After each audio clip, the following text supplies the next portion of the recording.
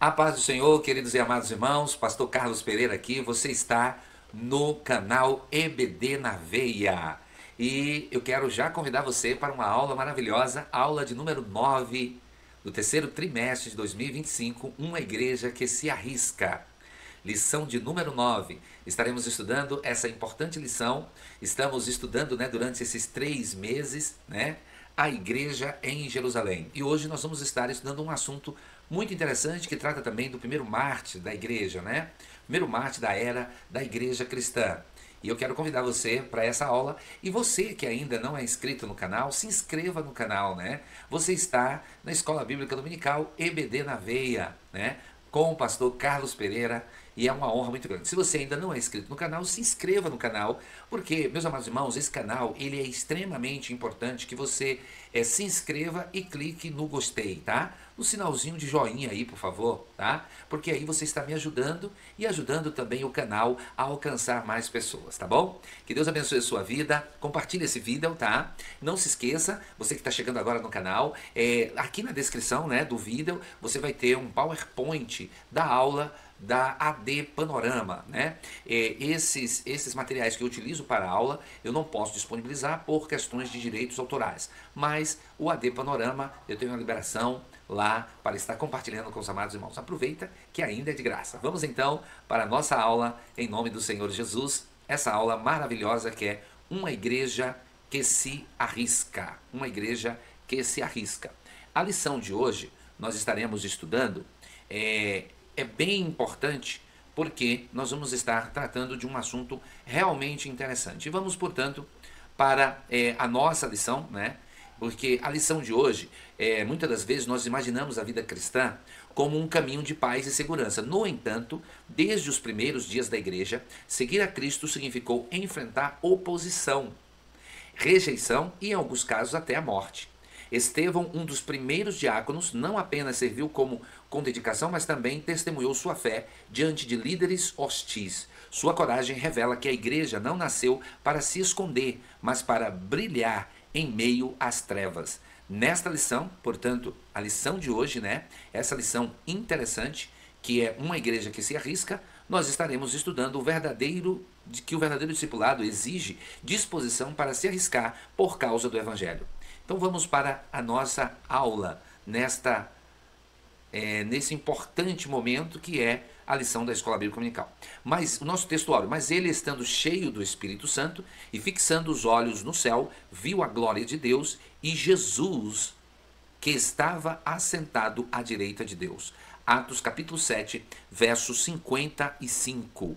Olha que maravilha o que nós estamos estudando hoje, E esse importante textuário.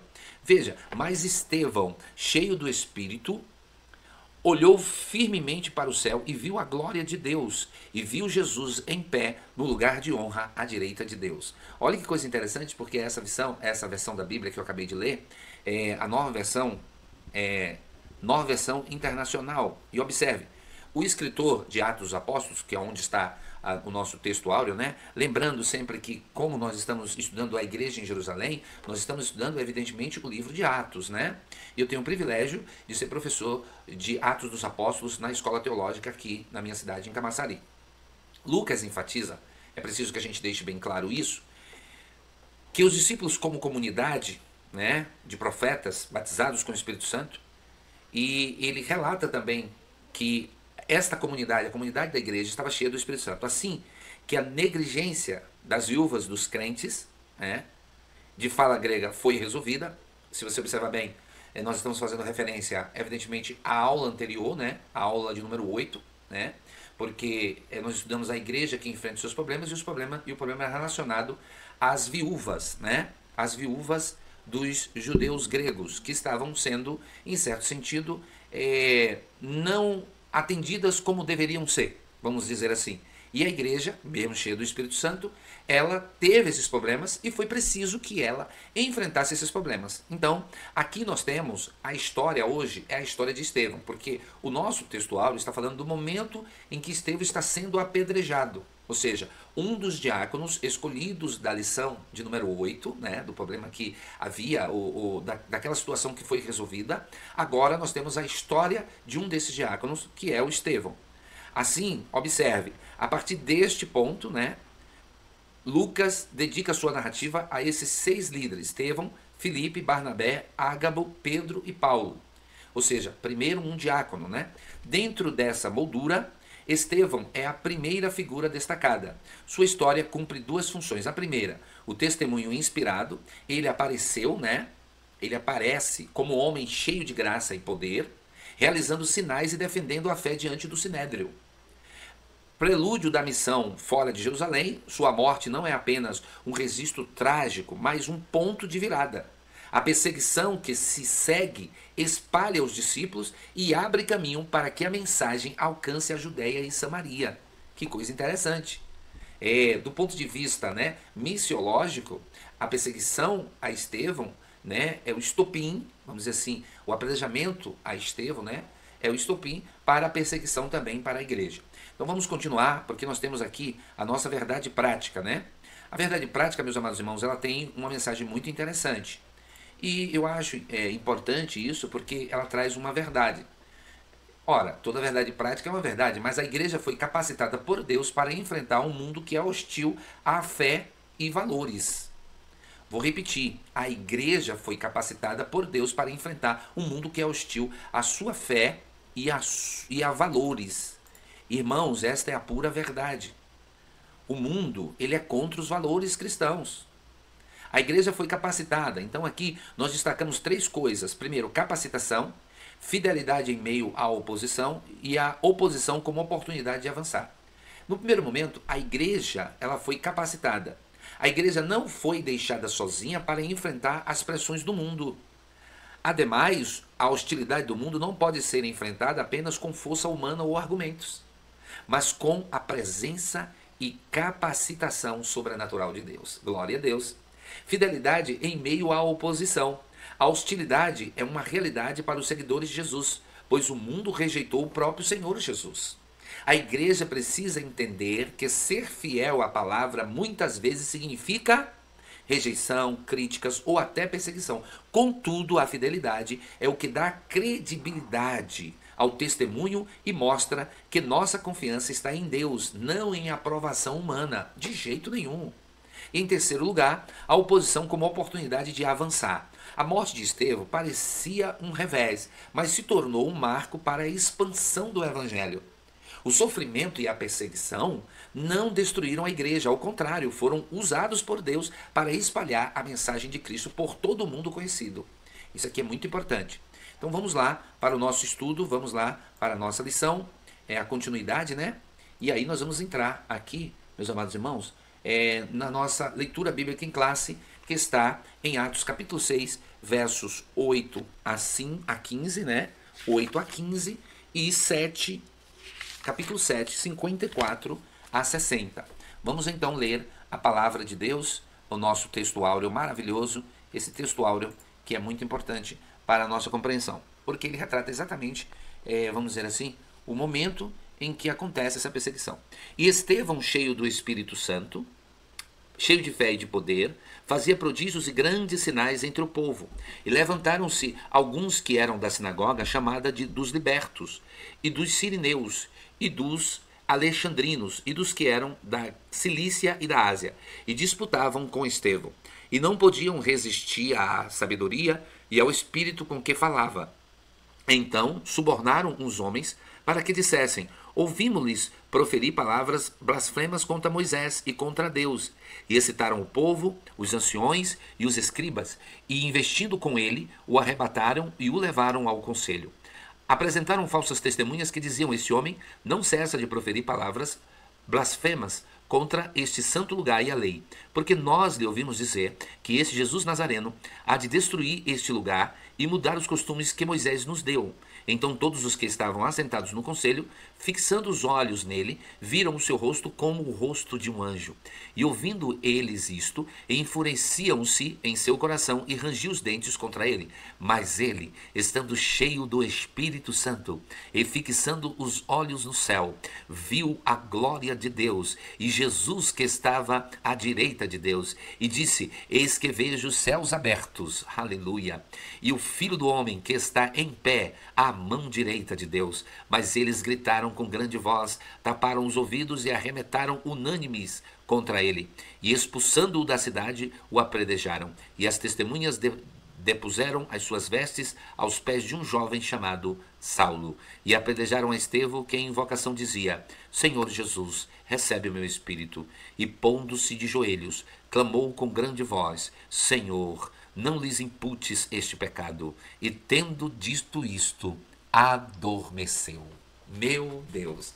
Esse é um episódio emocionante porque refere-se ao primeiro mártir da igreja ali em Jerusalém, né? Nós estamos em um momento crucial, nós estamos em um momento em que, em certo sentido, inicia-se o que nós podemos falar, né? Da perseguição à igreja, a perseguição que se estabelece, mas também que faz o evangelho crescer.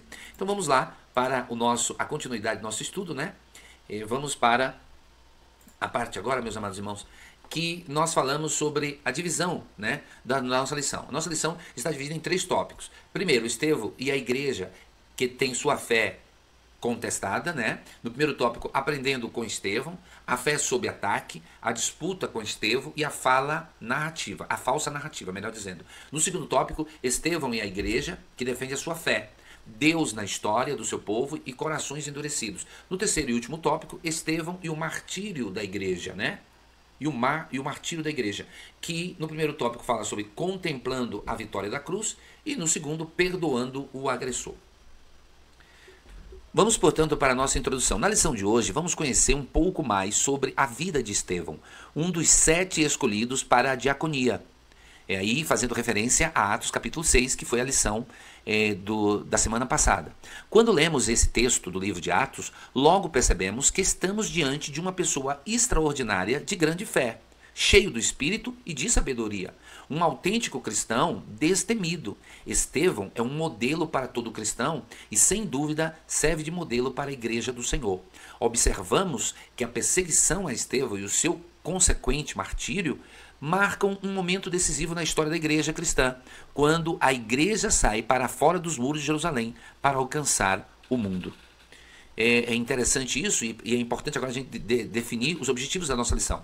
Primeiro, analisar as naturezas cultural e social dos conflitos enfrentados, né? Vamos voltar aqui.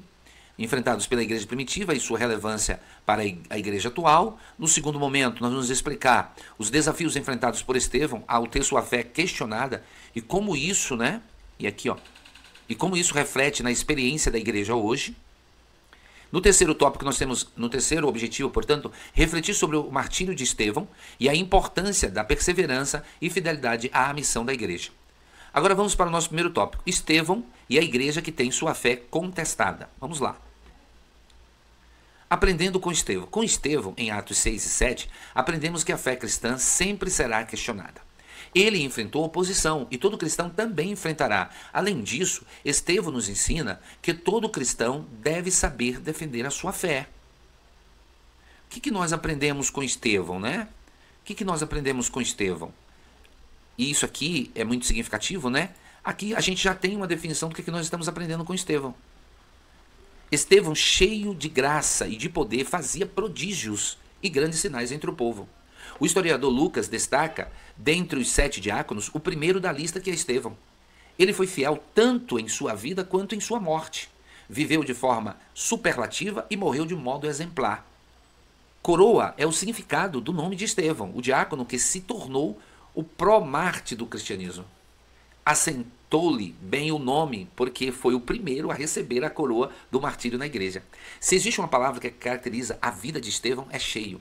Ele era um homem cheio de Deus. Sua vida não era apenas irrepreensível, mas também plena. Destacamos aqui alguns aspectos dessa plenitude. Primeiro, Estevão era cheio do Espírito Santo. Todo homem está cheio de alguma coisa. Está cheio de espírito ou de si mesmo. Está cheio de Deus ou do pecado. Estevão era cheio de fé.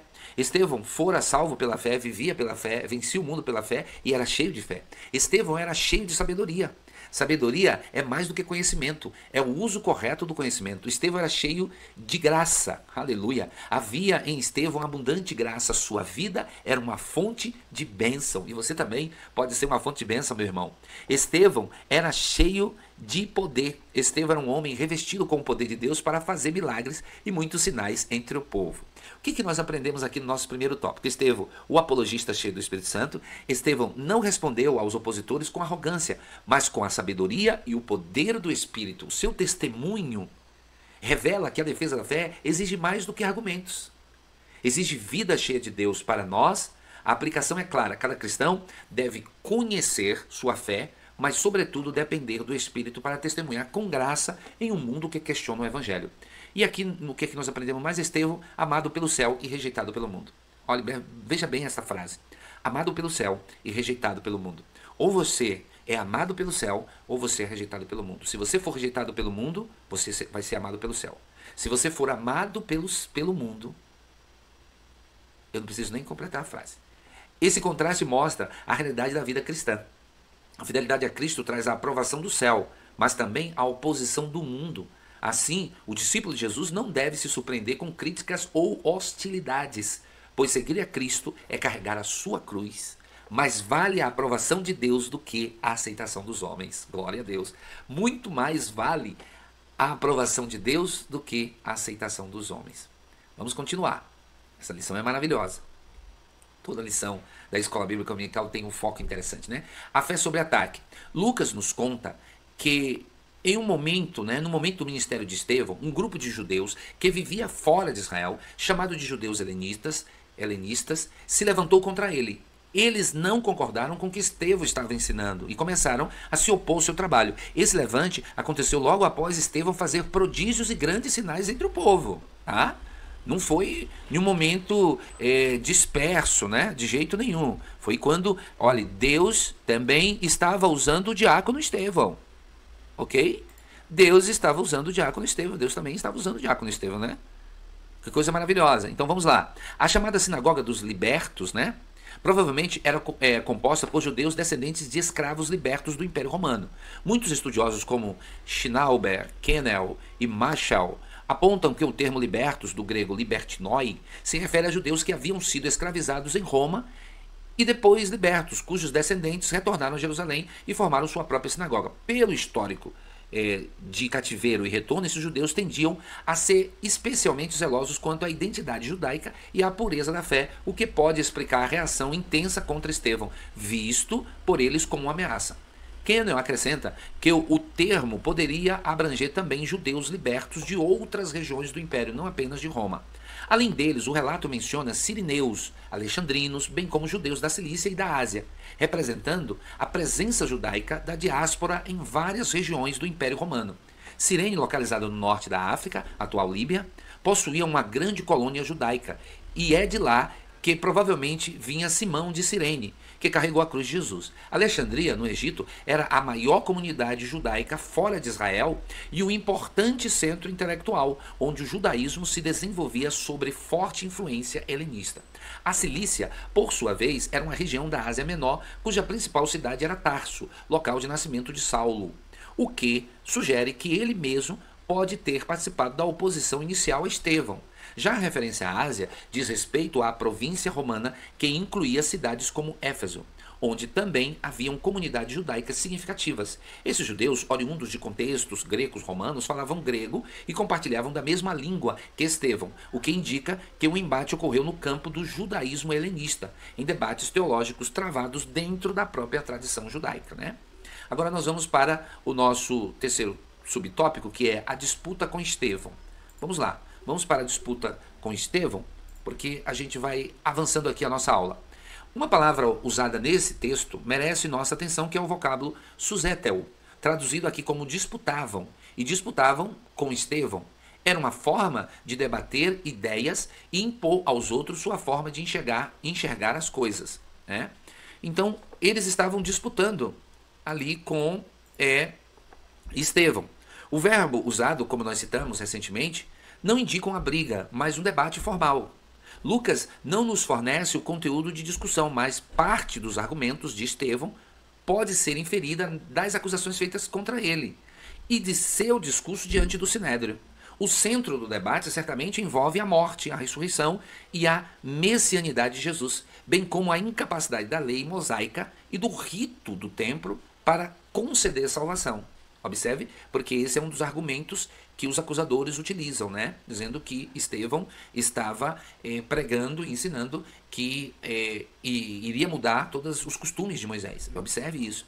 Seja qual for o conteúdo preciso, Estevão saiu vencedor. Seus opositores não conseguiram resistir à sabedoria e ao espírito com que ele falava. O seu raciocínio humano era insuficiente diante da sabedoria concedida por Deus. A expressão o espírito com que falava provavelmente não se refere diretamente ao Espírito Santo, mas ao fervor, à sinceridade, à energia e ao zelo que caracterizava a sua fala. Assim, Estevão possuía as duas qualidades essenciais para vencer em debates públicos: a verdade indiscutível e uma comunicação poderosa. O impacto dessa combinação era irresistível para os seus adversários. Que maravilha! Agora vamos para o nosso quarto subtópico, que é agora a falsa narrativa, né? Vamos então para o quarto subtópico, que era a falsa narrativa. Que é a falsa narrativa. A igreja sempre teve de lidar e combater as falsas narrativas. Nos dias de Jesus, ele foi acusado de enganar o povo. Quando ele ressuscitou, criaram a narrativa de que seu corpo havia sido roubado pelos discípulos. O apóstolo Paulo foi acusado de pregar contra os decretos de César. E pelo fato de pregar a respeito de Jesus e da ressurreição, o acusaram de pregar deuses estranhos. Bom, a narrativa falsa será sempre utilizada pelo adversário das nossas vidas. Até porque, meus irmãos, é interessante que nós destaquemos aqui uma coisa, né? Repare, essa narrativa, ela usa o argumento, né, de que hoje, e aí é importante que a gente deixe claro, né, que hoje também não é diferente. A igreja luta, né, contra essas narrativas falsas. Sempre haverá uma narrativa falsa em relação aos fatos relacionados ao evangelho. Sempre, sempre. Hoje estão querendo emplacar, colocar em nós uma placa de que nós somos homofóbicos, porque nós estamos ensinando a palavra, falando a palavra de Deus, e creia, né, quem quiser crer, né. É preciso que a pessoa creia, acredite, né? Mas eles acham que nós estamos pregando ódio, nós estamos pregando a palavra de Deus. Bom, e imagine que existem várias narrativas, e aqui eu vou citar algumas, tá bom? Das narrativas falsas. A fé cristã é anticientífica. Isso é muito ouvida, é muito falada, né? Perdão, é muito falada no setor onde eu trabalho, né? Que é o setor acadêmico, né? Eu sou funcionário público federal de uma universidade federal. Então, a fé cristã é anticientífica. Eles falam isso assim abertamente, sem nenhum pudor. Possa ter cristão ou não no recinto, ele sempre vai falar isso. E diz que a ciência matou Deus, que a Bíblia foi alterada, corrompida, que a Bíblia não é confiável, que o cristianismo copiou muitos pagãos, Jesus é só mais um mito, que religião causa a maioria das guerras, logo o cristianismo é socialmente nocivo. Essas são narrativas falsas. Lucas não informa quanto tempo se passou entre a prisão e o julgamento de Estevão. É improvável que o Sinédrio já estivesse reunido aguardando. Mas no início do julgamento, os helenistas trouxeram suas falsas testemunhas, sem dúvida, as mesmas mencionadas no versículo 11. Elas repetiram diante do conselho as acusações que haviam inflamado a multidão. Estevão não cessa de falar contra este lugar santo, templo, e contra a lei. Não eram falsas por inventarem palavras inexistentes, mas por distorcerem as afirmações de Estevão. E é o que acontece hoje, né? O que acontece hoje? Eles pegam a narrativa cristã e transformam em falsa, né? Eles mudam a narrativa, né? Essa é uma estratégia. Olhe, observe que o versículo 15 é espantoso, porque esta cena apresenta um contraste impressionante. Estevão estava diante do Sinédrio, acusado de blasfemar contra Deus e contra o templo e contra a lei. No entanto, quando os membros do conselho fixaram seus olhos nele, viram o seu rosto como o rosto de um anjo. Aleluia! Longe de refletir maldade, Estevão irradiava a santidade e a glória de Deus. Deus responde às falsas acusações colocando a sua glória no rosto de Estevão, algo experimentado anteriormente apenas por Moisés. quando Moisés sobe no monte e que o seu rosto resplandece. Quando ele desce, o seu rosto resplandece. Assim o Senhor demonstrou sua aprovação ao ministério de Estevão da mesma forma como fizeram com Moisés. Cada crente deve lembrar-se de Estevão e imitar suas qualidades. O homem que refletia a glória de Deus no rosto de um anjo deixou-nos um memorial, não de pedra, mas de caráter e fidelidade. Esse é o tributo mais digno à sua vida. Agora vamos para o nosso segundo tópico, né? O segundo tópico da nossa lição, que é Estevão e a igreja que defende sua fé. Vamos lá. Antes, vamos para a sinopse, né? A fé de Estevão foi desafiada por opositores, mas ele permaneceu firme na fé. Agora sim, Estevão e a igreja que defende sua fé. Deus na história do seu povo. Estevão é conhecido como o primeiro defensor da fé cristã e o primeiro mártir da igreja. Ele faz uma defesa apaixonada da fé, usando a própria história do povo de Israel como base. No capítulo 7 do livro de Atos, encontramos seu discurso completo, no qual, guiado pelo Espírito, ele não apenas mostra como Deus sempre agiu na história do seu povo, mas também revela o propósito principal dessa história, que é provar que Jesus é o Cristo. Que coisa maravilhosa. O objetivo, né, de Estevão era mostrar Jesus como Cristo. E aqui nós vamos destacar uma coisa interessante, né? A defesa de Estevão pode ser resumida em 5 passos, conforme observa o escritor Thomas Whitelaw. Em primeiro lugar, a quem foi dirigida? Estevão falou diretamente ao Sinédrio, ao povo judeu em geral e de modo amplo a todos que em qualquer tempo enfrentassem situação semelhante. Em segundo lugar, em que espírito foi proferida?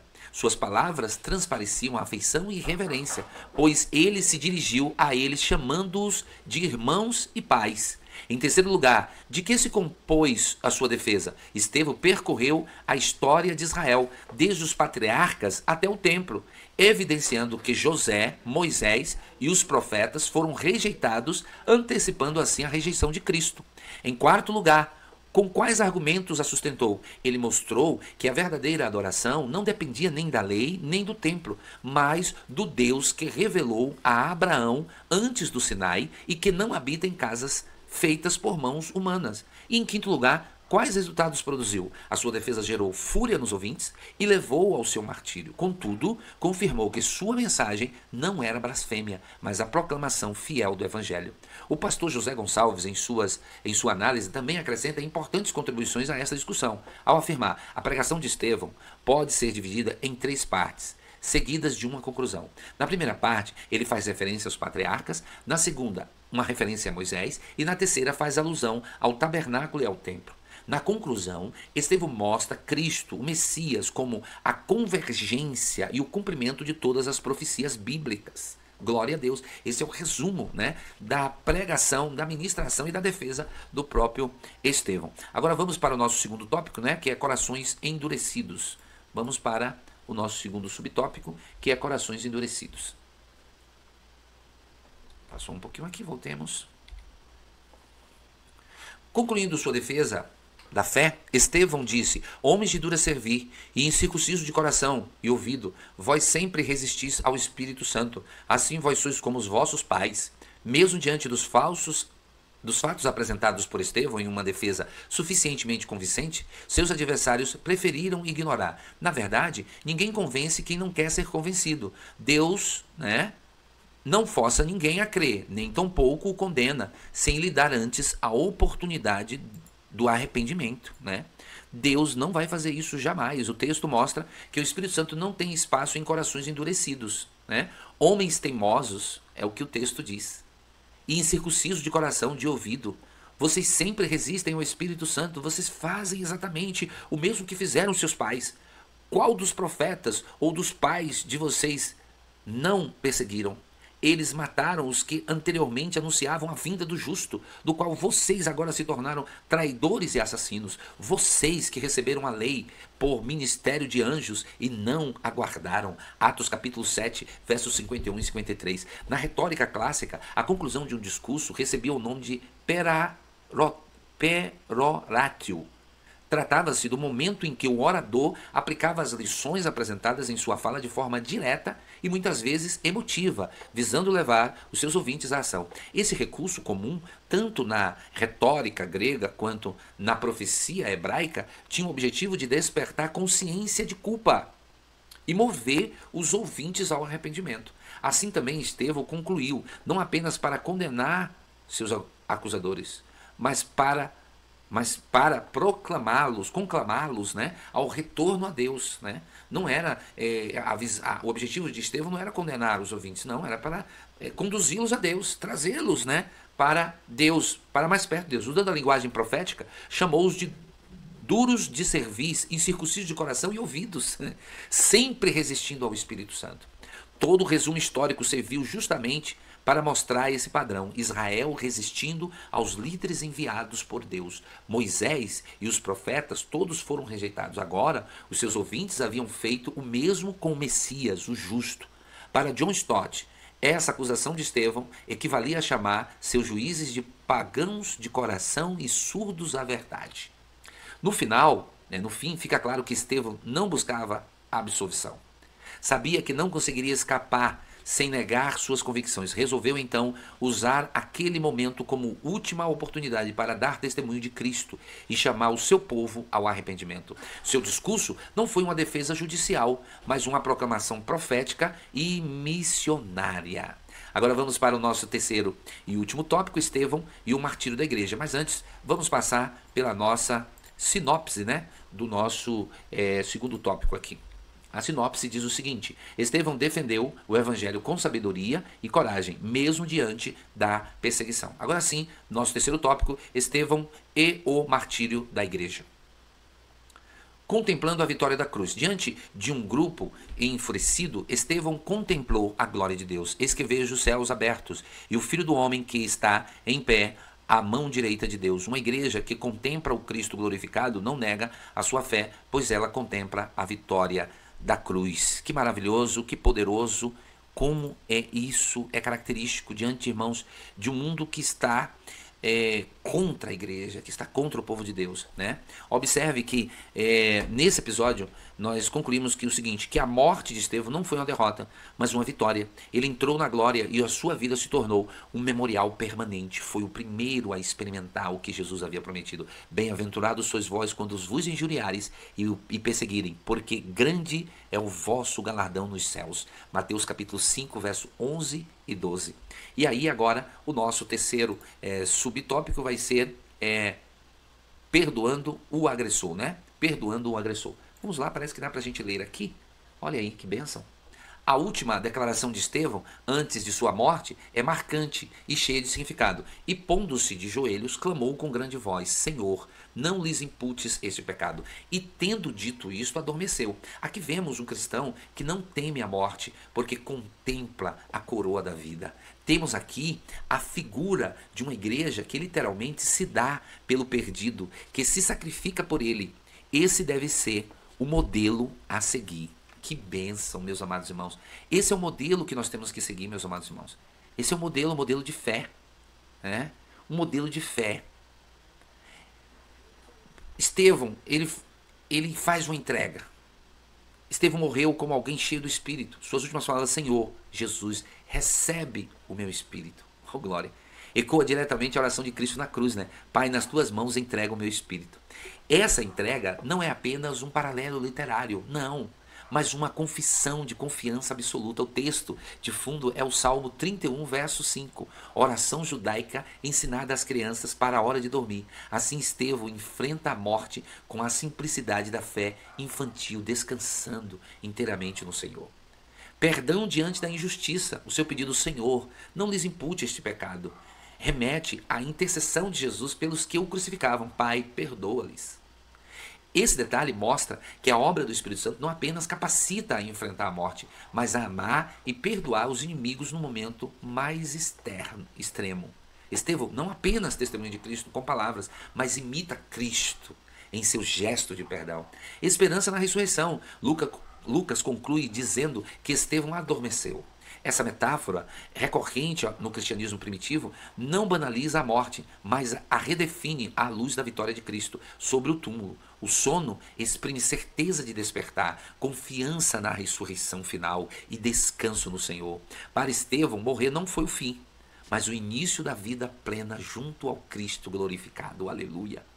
Cuja visão ele ainda tinha diante dos olhos, porque ele vê a glória. Assim sua morte se torna uma proclamação da esperança cristã. Quem morre em Cristo adormece para acordar na eternidade. Aleluia. Aqui, meus amados irmãos, estamos chegando à nossa conclusão, mas antes, vamos dar uma passadinha aqui na nossa síntese, né? Na nossa sinopse 3. A fidelidade de Estevão a Cristo levou ao martírio, tornando um exemplo de perseverança na fé. E aqui nós concluímos, meus amados irmãos, Estevão, um dos 7 escolhidos para o trabalho social da igreja, da primeira igreja, representa o modelo de uma igreja verdadeiramente bíblica, qualificado, cheio de fé e do Espírito Santo. Não teme se posicionar diante de um mundo e de uma cultura contrários. Não teme o sofrimento e nem mesmo a morte na defesa daquilo que acredita e prega. Observe, é o modelo de uma igreja que, em vez de ficar no seu conforto, vai até as últimas consequências, arriscando-se pelo seu Senhor. Que exemplo nós temos maravilhoso de Estevão, né? E aqui eu quero deixar mais um pedacinho de uma reflexão, que é a reflexão seguinte: o segredo do seu valor. O primeiro diácono da igreja viu o martírio como sua entrada à presença de Cristo.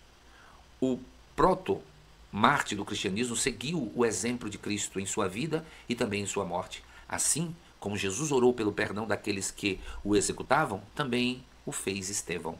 Para Estevão, o terrível túmulo terminou em uma estranha paz.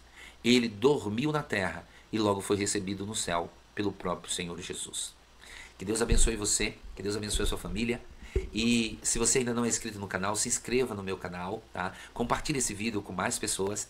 E, por favor, meu irmão, você que chegou até aqui, deixa o seu like, não se esqueça. Faz a primeira coisa, deixa o like aí e vai compartilhando em nome do Senhor Jesus. E que Deus abençoe a sua vida e que Deus abençoe a sua família. E até a próxima aula, a lição de número 10. Que Deus abençoe você.